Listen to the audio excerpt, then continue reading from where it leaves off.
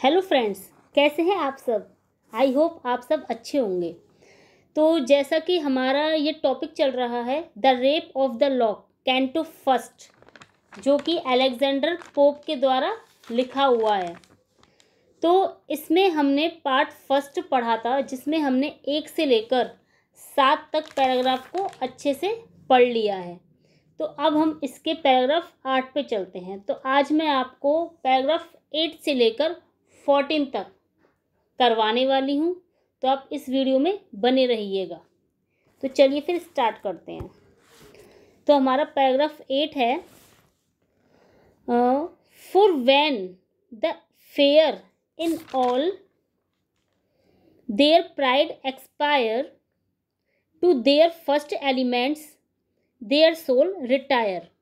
इसका मतलब है for when the fair, fair यानी सुंदर महिला, यानी for when the fair in all their pride expire, जब सुंदर महिलाएं मर जाती हैं तो उनकी आत्माएं अपने मूल तत्वों यानी फर्स्ट एलिमेंट्स, यानी उनके जो एलिमेंट्स होते हैं, जो जैसे कोई शरीर मर जाता है तो एलिमेंट्स होते हैं कि हमारा जो शरीर है वो उनमें मिल जाता है। तो वो एलिमेंट्स होते हैं आग, पानी, हवा, धरती। वैसे एक आकाश भी होता है, लेकिन उसके बारे में यहाँ नहीं बताया गया है। तो first elements their souls retire, तो हमारे जो उनकी जो आत्माएं होती हैं, यानी सुंदर महिलाएं जब मर जाती हैं तो उनकी आत्माएं होती हैं अपने मूल तत्वों में लौट जाती हैं। इसके बाद है the spirits of fiery termagants in flame mount up and take a salamander's name. अब जैसा कि मैंने आपको पहली वीडियो में बताया था कि इसमें कुछ ह्यूमन भी हैं और कुछ अदृश्य आत्माएं भी हैं जिन्हें सिल्फ बोला जाता है। और उनको यहाँ पर बताया गया है कि जो मैंने आपको स्टार्टिंग में बताया था कि 4-5 तरीके की जो इसमें सिल्फ्स हैं, जैसे नॉर्म्स हो गई, सिल्फ्स हो गई, है ना। ये जो मैंने आपको बताया था, तो इनको ये बताया है कि जो घमंडी औरतें होती हैं वो क्या बनती हैं, कौन सी वाली सिल्फ बनती हैं, जिनोम बनती हैं या क्या बनती हैं, तो वो यहाँ पे हमें पढ़ना है। तो the spirits of fiery termagants in flame mount up and take a salamander's name, यानी सैलामेंडर हम किन्हें बोलते हैं, जो औरतें बहुत गुस्सेल स्वभाव की होती हैं, झगड़ालू स्वभाव की होती हैं, यानी फियरी टर्मगेंट्स यानी झगड़ालू स्वभाव की होती हैं। तो वो आत्माएं क्या होती हैं, इन फ्लेम आग में चली जाती हैं, और उन्हें हम क्या बोलते हैं, सैलामेंडर्स। तो आपके एग्जाम में अगर आया कि व्हाट इज सैलामेंडर्स, ये सैलामेंडर्स क्या होती है, तो आप बता सकते हैं कि ऐसी औरतें जो बहुत गुस्सेल और झगड़ालू स्वभाव की होती हैं, तो उनको हम क्या बोलते हैं, सैलामेंडर्स। क्योंकि वो ऐसी आत्माएं आग में चली जाती हैं, इसलिए हम उनको सैलामेंडर्स बोलते हैं।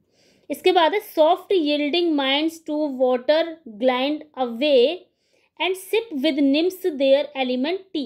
इसका मतलब है सॉफ्ट, यानी ऐसी औरतें जिनका जो बहुत भावुक होती हैं, जो कोमल स्वभाव की होती हैं, तो उनकी आत्माएं वाटर ग्लाइड यानी पानी में घुल जाती हैं, जल में घुल जाती हैं, और एंड सिप, और वो सिप लेती हैं निम्स के साथ there elemental T.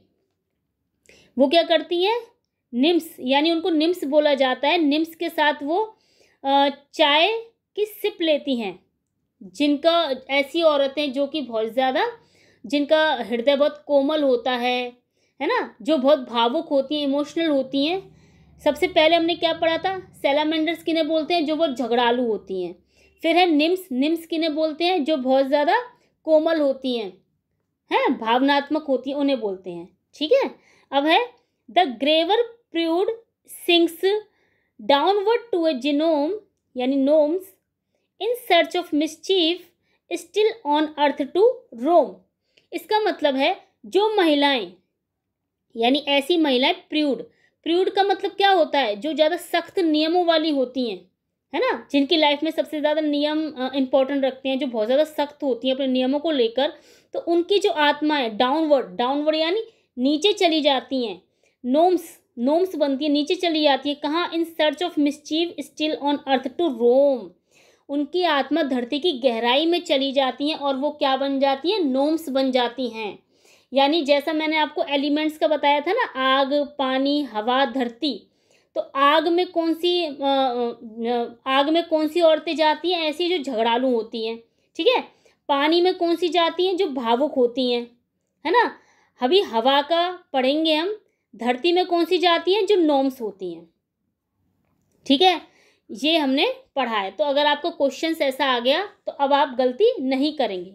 I hope आपको पैराग्राफ 8 अच्छे से समझ में आ गया होगा। अब इसके बाद हम बढ़ते हैं पैराग्राफ 8 की तरफ। पैराग्राफ 9। तो पैराग्राफ 9 को हम पढ़ते हैं। मैं कलर चेंज कर लेती हूँ, चलो ये वाला कलर ले लेते हैं ना। पैराग्राफ 9 की तरफ बढ़ते हैं, ठीक है। द लाइट कंक्यूर्स्ट in sylphs aloft repair and sport and flutter in the fields of air. देखिए, जो मैंने आपको एलिमेंट्स बताया था, हमारा इसमें एक एलिमेंट रह गया था कि हवा, है ना। हमने नोम्स को भी पढ़ लिया, है ना, सैलामेंडर्स को भी पढ़ लिया, निम्स को भी पढ़ लिया। अब है सिल्व्स, यानी सिल्फ, यानी जो महिलाएं चंचल होती हैं, खूबसूरत होती हैं, है ना, तो वो मरकर क्या बन जाती है, सिल्फ बन जाती हैं वो और महिलाएं, है ना। तभी तो आपने देखा है इसमें जो बेलिंडा होती है वो बहुत खूबसूरत होती है, तो उसके पास ज़्यादातर कौन सी आती है, सिल्फ्स आती हैं, सिल्फ्स, है ना। तो जो लड़कियां खूबसूरत होती हैं, चंचल होती हैं, तो वो मरकर सिल्फ्स बन जाती हैं और हवा के मैदानों में उड़ती रहती हैं। And sport and flutter in the fields of air, और हवाओं में उड़ती रहती हैं। तो हमने जो इसमें 4 एलिमेंट्स पढ़े हैं उनके हमने अच्छे से पढ़ लें। तो एक बार मैं थोड़ा आपको एक बार रिवाइज और करा देती हूँ, जिससे कि आपको क्लियर हो जाए। देखिए, आग में जो महिलाएं जाती हैं उनको क्या बोला जाता है, सैलामेंडर्स। पानी में जो जाती हैं उनको क्या बोला जाता है, निम्स। हवा में जो जाती हैं उनको क्या बोला जाता है, सिल्व्स। और जो धरती में, जमीन में जो महिलाएं जाती हैं उनको क्या बोला जाता है, नोम्स, ठीक है।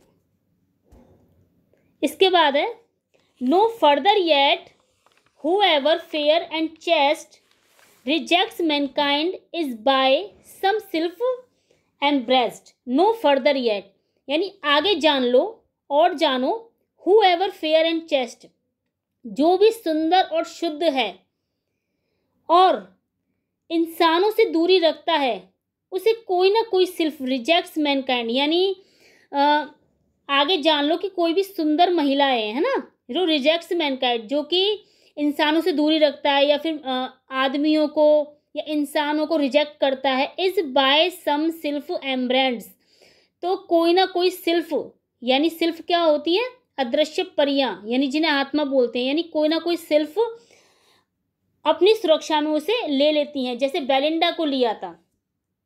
For spirits freed from mortal laws with ease assume what sexes and what shapes they please.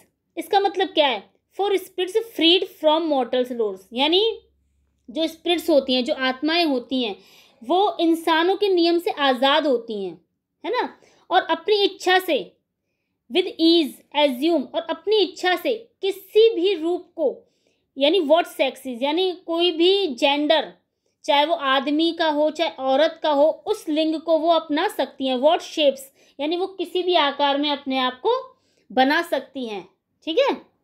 इसके बाद है what guards the purity of melting maids in courtly balls and midnight masquerades. What guards the purity of melting maids, कौन कहता है, यानी कौन रखता है लड़कियों की पवित्रता को सुरक्षित, चाहे वो महल के नृत्य हो, यानी इन कॉटरी बेल्स हो, या आधी रात के मस्ती भरे समारोह हो, यानी मैस्क्योरेड्स, उसे बोलते हैं आधी रात के मस्ती भरे समारोह हो। इसके बाद है safe from the treacherous friend, safe from the treacherous friend, the daring spark, the glance by day, the whisper in the dark. इसका मतलब है टीचर्स यानी धोखेबाज दोस्त। ऐसे दोस्त यानी सिल्फ बेलिंडा की क्यों सुरक्षा करती हैं, क्योंकि उन्हें पता चल जाता है कि उसके ऊपर खतरा मंडरा रहा है ना। तो यानी जो अदृश्य आत्मा है वो ऐसी महिलाओं, ऐसी सुंदर महिलाओं की रक्षा करती हैं जो कि जैसे इसमें बताया safe from the treacherous friend, यानी खतरनाक दोस्त, है ना, जो धोखेबाज दोस्त होते हैं। या फिर ऐसे प्रेमी, डेयरिंग स्पार्क, यानी साहसी। इसमें जो साहसी का मतलब वो नहीं है कि वो बहुत ज़्यादा साहसी है, इसमें साहसी को नेगेटिव वे में दिखाया है। जैसे वो साहसी जिसमें गलत काम करने की इच्छा हो, है ना, वो वाला साहसी दिखाया है। तो साहसी प्रेमी की नज़रों से द ग्लैंस बाय डे, दिन की नज़रों से, the whisper in the dark, और रात में फुसफुसाहट से। when kind occasion prompts their warm desires, when music softens and when dancing fires, जब मौका मिलता है उनको उनकी इच्छाओं को प्रकट करने का, यानी when kind occasion, जब उनको अवसर मिलता है, prompts their warm desire, उनको अपनी गर्म इच्छाएं, यानी एक तरीके से उनको अपनी इच्छाओं को प्रकट करने का जब मौका मिलता है। when music softens, जब म्यूजिक भी, संगीत भी, है ना, बहुत दिल को नरम कर देता है। एंड वैन डांसिंग फायर्स, और जो आग की लपटें उठती हैं उससे ऐसा लगता है कि नृत्य उत्साहित करता है ना, जब ऐसा मौका मिलता है। TISS but there सिल्व्स the vice कैलेस्टर्स know the honour is the word with man below. इसका मतलब है ये सब सिर्फ उसकी सिल्फ ही जानती है। टिस बट देयर सिल्फ, यानी ये सब सिल्फ ही जानती है। द वाइस कैलेस्टर्स नो, या फिर असली the honour is the world, यानी इस वर्ल्ड, इस संसार का जो ऑनर है, जो मालिक है, वो कौन है? भगवान है, देवता है। या तो सिर्फ वही जानते हैं, सिर्फ जानते हैं, या भगवान जानते हैं, देवता जानते हैं। सम निम्स कौन थी? जो पानी में, यानी ऐसी औरतें जिनका जो हृदय होता है वो कोमल होता है, वो पानी में घुल जाती हैं, है ना, चली जाती हैं। तो the some nymphs there are too conscious of their face for life predestined to the gnomes embrace. इसका मतलब है जो लड़कियां, यानी जो औरतें, जो लड़कियां जो अपने फेस, यानी अपने फेस को लेकर बहुत कॉन्शियस हैं, बहुत सचेत हैं, या बहुत ज़्यादा प्यार करती हैं, है ना, तो उनकी गार्जियनशिप जो होती है, यानी देखभाल, वो नॉर्म्स, यानी इसमें क्या है, यानी जो लड़कियां अपने फेस को लेकर बहुत सचेत हैं या प्यार करती हैं, तो उनकी गार्जियनशिप जो देखभाल होती है वो नॉर्म्स को दे दी जाती हैं, है ना, नॉर्म्स को ये जिम्मेदारी दे दी जाती है कि तुम उनका ध्यान रखो। अब इसके बाद है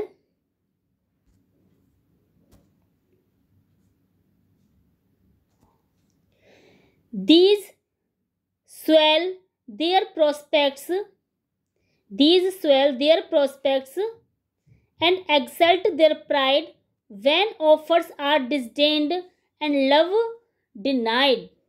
इसका मतलब है जो जिनोम होती है ना, जो जिनोम होती हैं वो उनके प्रोस्पेक्ट्स, यानी आशा को बढ़ा देती हैं। किन की आशा को बढ़ा देती हैं?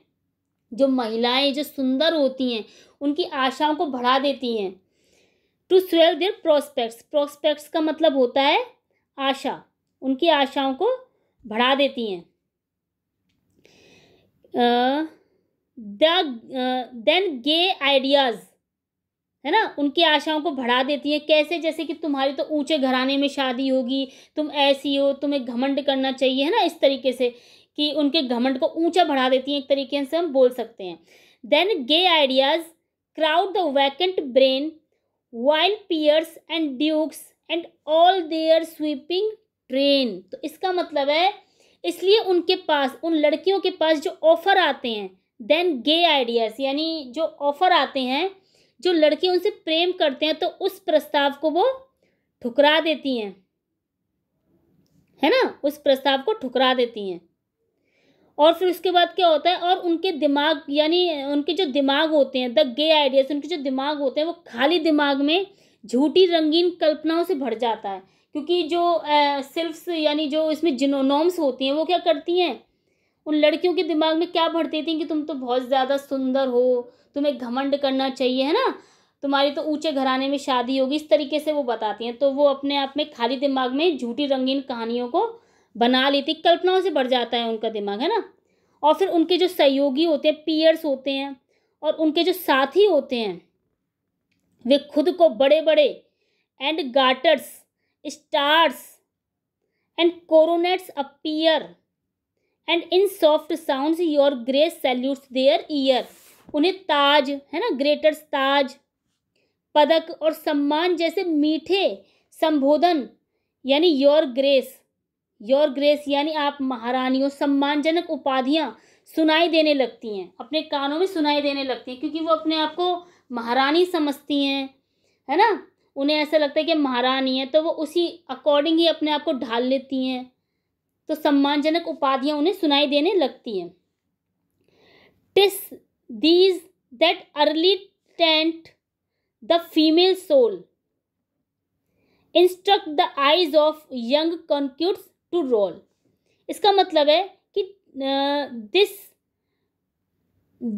इसका मतलब है कि जो फीमेल सोल है, यानी जो लड़कियों की, जो महिलाओं की जो आत्माएं हैं, तो वो बचपन से ही दूषित कर देती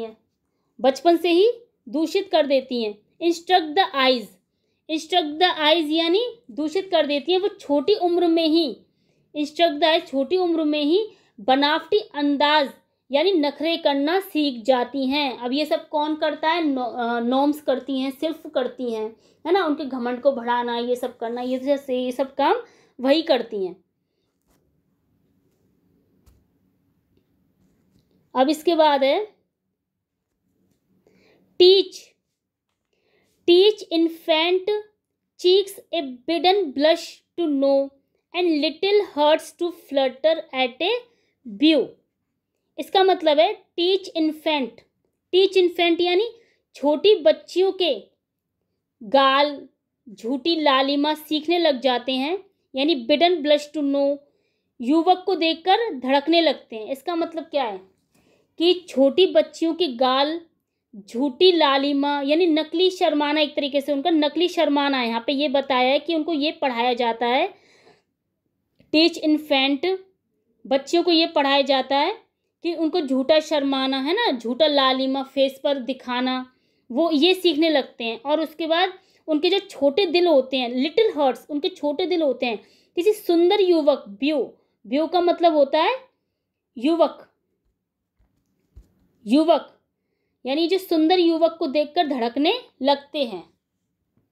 oft when the world imagine women stray the sylphs through mystic mazes guide their way. Oft when the world imagine, और लोग सोचते हैं, वर्ल्ड इमेजिन करते हैं, कल्पना करते हैं कि वुमेन स्ट्रे, कि स्त्रियां भटक जाती हैं. अब वो स्त्रियां कैसे भटकती हैं?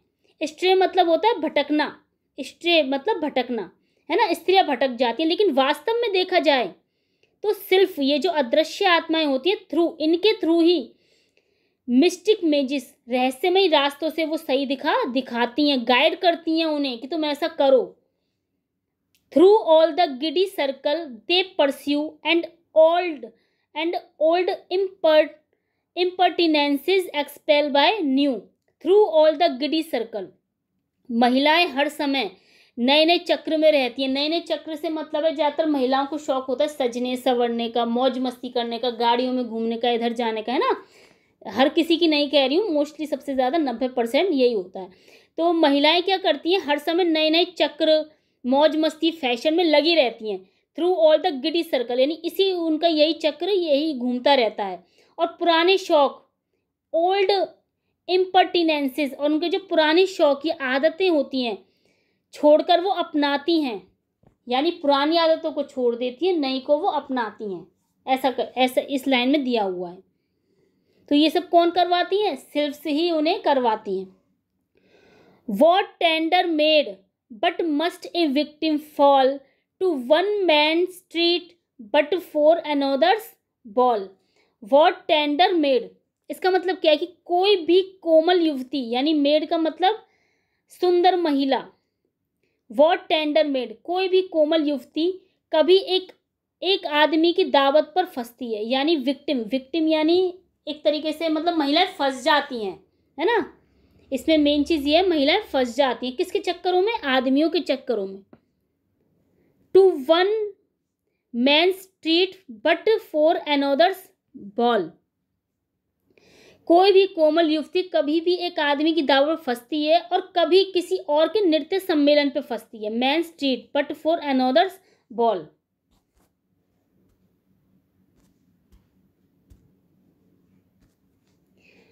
When Florio, when Florio, Florio का मतलब यहाँ पर क्या होता है? युवक। फ्लोरियो का मतलब होता है युवक। वेन फ्लोरियो स्पीक्स, अगर एक युवक मधुर बातें करता है। What virgin could withstand if gentle Damon did not squeeze her hand. इसका मतलब है कि अगर एक युवक जो कि बहुत ज़्यादा मीठी बातें करता है, तो आपको तो पता है औरतें या महिलाएं, सुंदर महिलाएं कैसी होती हैं, तो कौन सी कन्या रोक पाती है अपने आप को? वर्जिन यानी कुंवारी कन्या कौन सी अपने आप को रोक पाती है कि अगर कोई लड़का उनसे प्यारी मीठी बातें करता है? इफ जेंटल डेमन, और अगर दूसरा डेमन उसका हाथ दबाए, यानी कोई दूसरा उसका हाथ दबाए, तो कौन विरोध कर सकता है ना? तो इसमें ये है। अब इसके बाद है with wearing vanities from every part. ये ज़्यादा हो गया है, चलो फ्रेंड्स इसे थोड़ा साफ कर लेती हूँ पहले। ठीक है, यहाँ से सॉरी, इसे साफ कर लेते हैं, मेरी आदत है ज़्यादा गंदा करने की। चलिए हम कहाँ चल रहे थे? With wearing vanities from every part they shift the moving toy shop of their heart. Toy shop से तो मतलब आपको समझ में आ रहा होगा कि जो खिलौने की दुकान है ना। तो स्त्रियों के मन में with wearing vanities, wearing vanities का मतलब विभिन्न प्रकार की, जो एक तरीके से मन होता है औरतों का, एक चलती फिरती दुकान, टॉय शॉप एक चलती फिरती दुकान के जैसा है, जो बार बार क्या करता है? अलग अलग फैशन और व्यर्थ की इच्छाओं में बदलता रहता है। With wearing vanities from every part, यानी हर एक हिस्सा, दे शिफ्ट होते रहते हैं, मूविंग करते रहते हैं, toy shop of their heart, उनके दिल को, है ना। यानी स्त्रियों का मन एक चलती फिरती खिलौनों की दुकान जैसा होता है, जो बार बार अलग अलग फैशन और व्यर्थ की इच्छाओं से बदलता रहता है। Where wigs with wigs with sword knots strive. वहां फैशन की होड़ होती है ना। कैसे फैशन की होड़ है? एक मिनट इसे साफ कर लेती हूँ, क्या हो रहा है ये गंदा।